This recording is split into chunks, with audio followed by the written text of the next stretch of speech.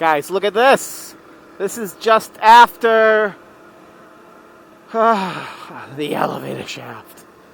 What a beautiful section of New York, this whole area.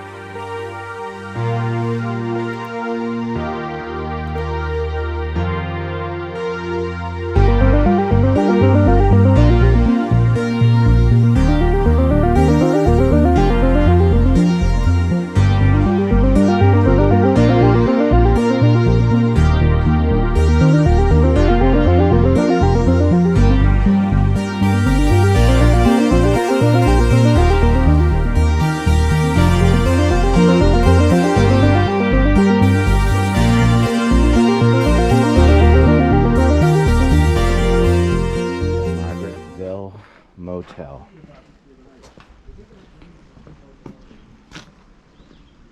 Margaretville, New York. Little mom and pop hotel.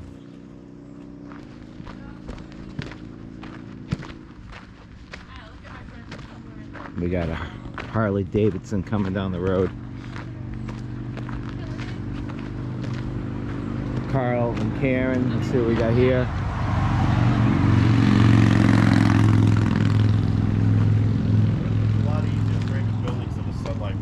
Good morning, good morning, good morning, the birthday girl. And we have a couple other guys spending the night here. Tiger 1200, just like I got at home. And Royal Enfield, Himalayan. If you're looking for a place to stay along the BDR, make sure you try Andy's Hotel. That looked really cool at the end of section 1. We couldn't get a room there, but we ended up staying here at the Margaretville Motel. Pitched for a second one, and I have it in my garage. It's not attached to a motorcycle, but I have it in my garage specifically for that. Going down, getting breakfast down the street. But yeah, if you're looking for a hotel, this place is cheap for hotels nowadays. $87 a night, and not even worth $87 a night. Actually, it's not bad. It was relatively clean. The mattress was atrocious. There's no office here. It's all remote. They text you a code to get into your room, and you don't have to check in, check out. You just come and go. So after a mediocre night at the Margaretville Hotel, we went right down the street to the Arkville Bread and Breakfast for breakfast, which was actually really good. We had the Himalayan guy and the Triumph guy showed up, and they joined us for breakfast. And basically it's an old caboose converted to a little diner. They had a nice little outdoor seating area, so we were able to sit outside and enjoy a great breakfast. There was even some fresh blueberries right there for everybody to enjoy. And after breakfast, we all suited up. We knew we had a long day ahead of us. We had to go back up to Andy's, which was about 20 miles from where we stayed, and to get to the beginning of section 2. This was probably the longest section, I believe, as far as miles go. It was 197 miles from Andy's to the end in New York, but we had a little extra miles to do to get to the start, and a little extra miles to get to our spot at the end of the day. Here we are, folks, the beginning of day 2, section 2 of the NEBDR. We're in Andy's, New York. I see, is that a donkey's down there? Wondering what's this coming on. I see a donkey and a horse. A couple of donkeys. Not that you could tell the difference from... Oh, yeah, those are donkeys, not mules. I'm thinking of mule. All right. What Get ready for Christmas. Beautiful. Only like 154 days till Christmas. Oh, thank you, Carl. What did you say, Carl? Only 154 days till Christmas. Random facts by Carl. Just thinking of Dominic the donkey. Oh, okay. It's Dominic the donkey. Jingity jing. We haven't found any gravel yet today. We've been on these beautiful little back roads through the lovely, oh, look at that property right there. Wow, with an in-ground, Whoa. that's an enclosed pool, I bet, in that front barn. If it's Jersey plates, right? I'm thinking, yeah, if it is Jersey plate. Yeah, that's it, right there. Didn't he have a black pickup, Karen? He had a black pickup and a Cooper Mini. Well, there's a black pickup in the driveway. Tim, we found you. If you're watching this, we found you. I will not disclose your Look at this, location. guys. Look at this house with this view. This is on section 2 of the NEBDR. Got to go nice and slow through these properties like this. But how would you like to live here? My goodness. Well, I bet you it's windy. Oh, what a spot to live, huh? Yeah, it's got a nice garage. That's a plus. Oh, It has to have a big garage. Even though I'm going to tone it down to 4 or 5 motorcycles, at some point I might get an old car. I'd like to get an old car. like, give me an example. Some old American convertible, like a V8 Ford Falcon convertible from the 60s, Yeah. right? Mercury Comet convertible from the 60s, because they're still affordable and they get good gas mileage. Like, Really? you actually drive it everywhere. Yeah, like you get a V8, a smaller V8 Falcon, Huh. and you get it move. You know, they came. A lot of people converted them to 4 speeds. I think they might have only came with a 3-speed. First of all, the 6-cylinder gets like 25 miles to the gallon. But I'll show you some pictures when we stop a V8 Falcon. They look good. You get a rag top. Yeah, I'm not sure if I can, I know enough about what that car is to have a visual of what a Falcon looks like. The older ones look good. My first vehicle was at Delta, right? My second vehicle was a 1960 Ford F100 stepside with the 3 on the tree. Talk about a vehicle I wish I held on to. Old Betsy. How you doing back there, Karen? Good? I'm good, yeah. Thanks. Slow it up for a second. I would stay to the outside. Once we got a little south of Andes, we started to get into some smaller dirt roads, kind of like this road right here, which was basically a Earth-shattering here. single lane dirt road through the woods. Nothing terribly challenging. I decided I wanted to spend the day mostly in the lead so I could pick up the pace just a little bit more. I wanted to ride at a little faster pace, and when I would do that, I'd pull away from Carl and Karen so we would lose communication for a little bit. But I just did it on sections like this where I knew we were on the same road for quite a bit. And then when we got to the end or at an intersection, I would pull over and let them all catch up, and then we keep going. So we had been talking about this expert section that was on section 2 out here in New York, and I guess it was being referred to as the elevator shaft. And it was a steep uphill, steep downhill, lots of loose rocks, and on the Facebook page it was getting some traction. A lot of people talking about that one little section was probably the hardest section of the entire route. So most of the morning we were kind of talking about who's going to do it, are we going to do it, and it was the topic of the morning until we actually got to it. Tales from the Road OSJ style on this trip yet, but here's the first one.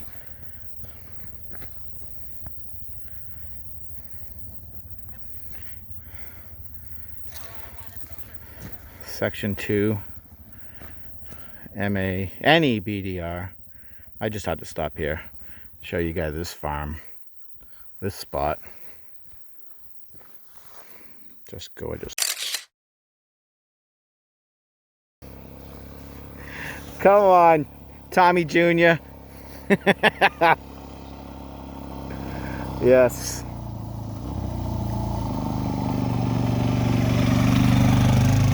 Carl's on a rescue mission.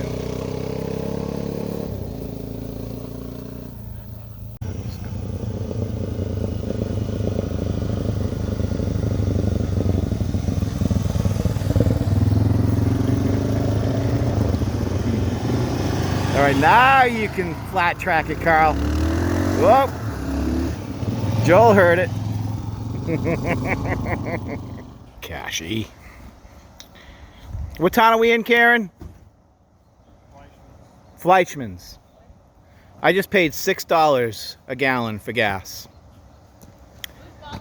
Good thing the Honda only needed 1 gallon to fill up. Oh boy, I didn't even look at that. $7 a gallon for diesel. Ooh. Let's Recording.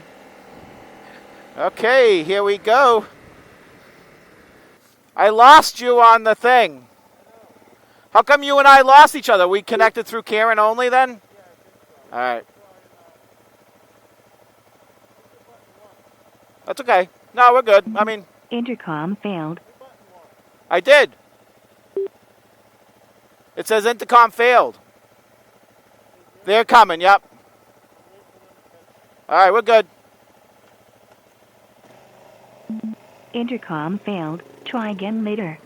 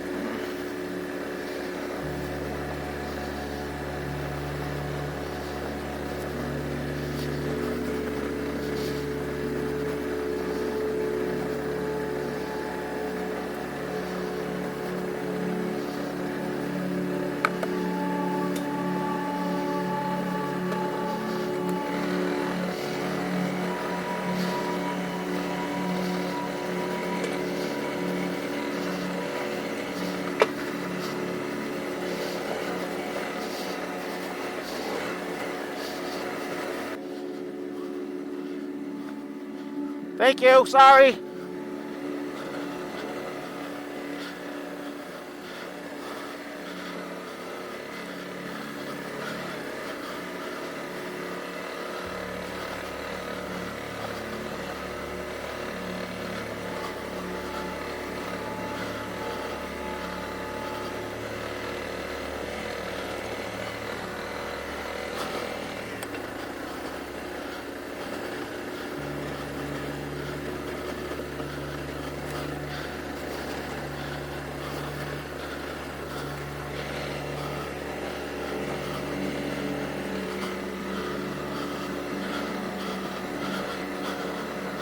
I'm fucking scared.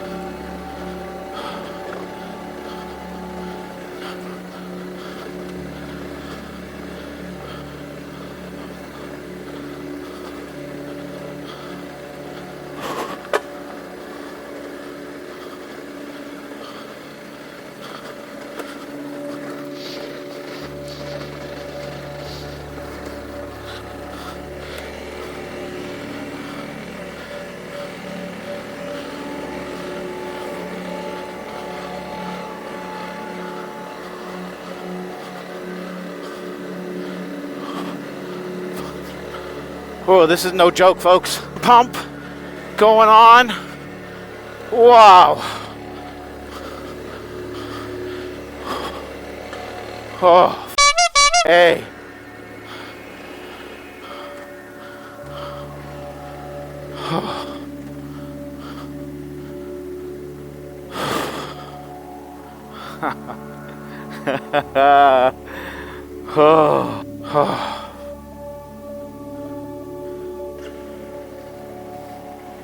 I'm not going down it.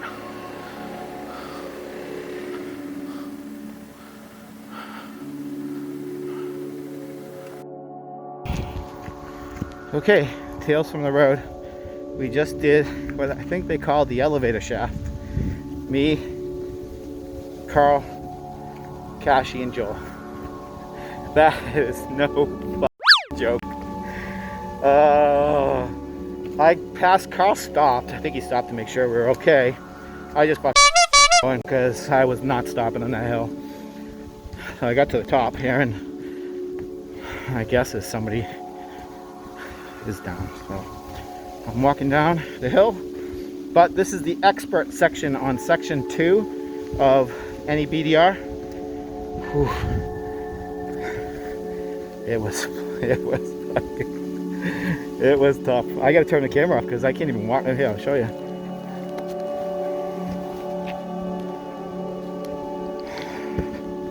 And this is nothing. There's a couple of steep sections that are just rocks. Really, really bad rocks.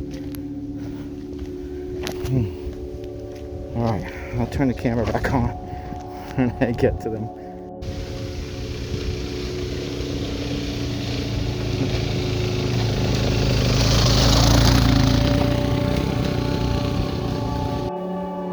Kashi and Joel are still down there. Okay, folks, we're going down elevator shaft. I'm not sure what's easier, going down or going up. I'm thinking going down is actually a little easier because you're just kind of riding the brakes. It's a little bit easier to control where you want to go. Because when you're, oh, there's a big rock to jump over. When you're going up, you're trying to keep momentum, and you're hitting those rocks, and it's kicking you all over the place.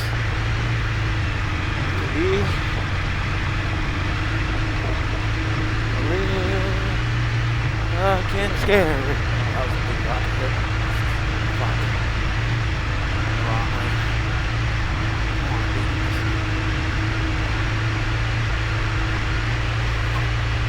Oh, brother.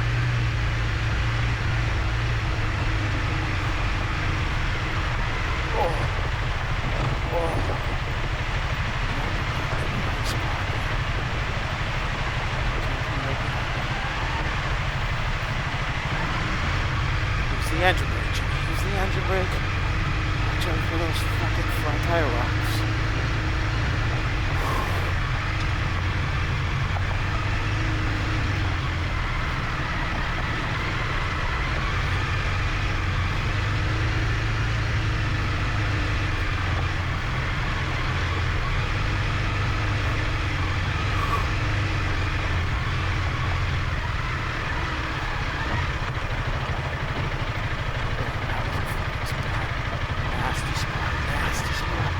Nasty spot. Oh, fuck. That is fucking. This is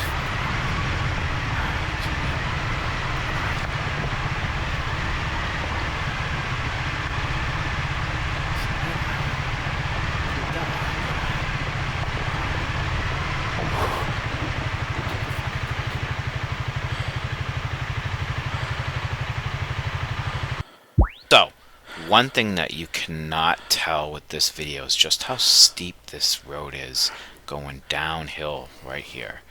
I stopped to rest at that little spot where there was a water, like an old water crossing, because it was pretty level. Hard. But the rest of it, like where I am right now, Coming you cannot down. stop on that. It's Fucking pretty hard. steep going downhill. and there's also one huge drop off to the right hand side. So this is the expert section on section 2. It's in Fleischmann's, New York, and I believe it's called CO3, or County Road 3. I'm assuming that's what CO stands for. And it turned out to be a lot harder than I thought going downhill, even though when you look at my speedometer, most of the time I'm going 8 to 15 miles an hour. It is loose, rocky, and tricky.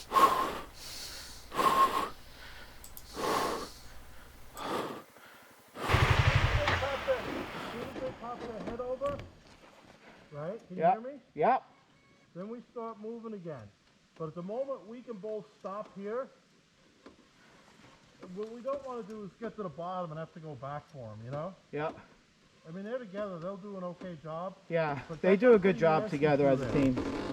That, like that last 100 yards I just went through, that was fucking tricky for me.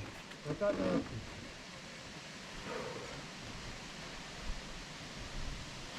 Props to the guy who rode up with his wife, flew up with his wife through this.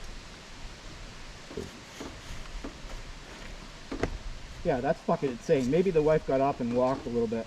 I mean, I could throw Karen on the back of this on Street Tom KTM and go through it easy. Ducati a little less. So, if you didn't catch what Carl just said, it was, how about that guy who rode 2 up with his wife through this? And yesterday, on the first day, when we got to the end of that really, the hardest section for section 1, which is right at the end of it, where we had the flat tire, while we were changing the flat tire, we heard a bike coming up the hill, and sure enough, it was a couple on a GSA, which is the big adventure GS with the huge tank, 2 up, and they came through that section, which I thought was pretty hard. And as it turned out, when we got to the top of the elevator shaft, we had stopped and took a little break, and when we left, Joel and Kashi kind of stayed there for a little bit, and sure enough, up came that couple, 2 up on the GSA. So they were somewhere behind us.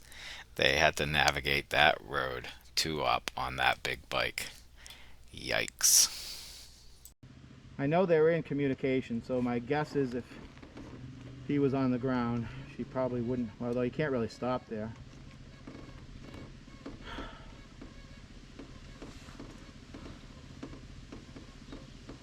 Can you tap into him? No, I tried.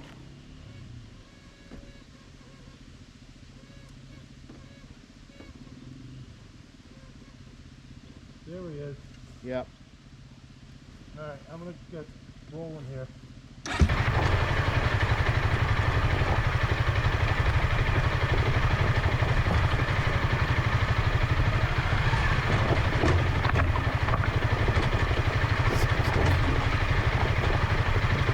Following you, Carl. Wow.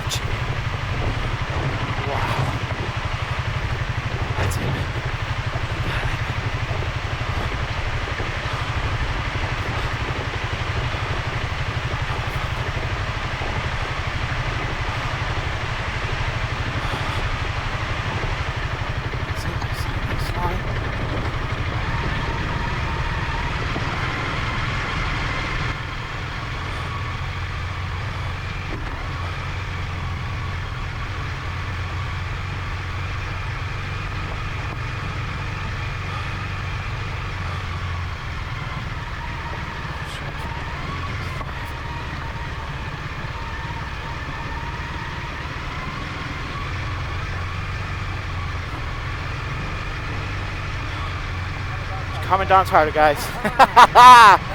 Coming down is harder.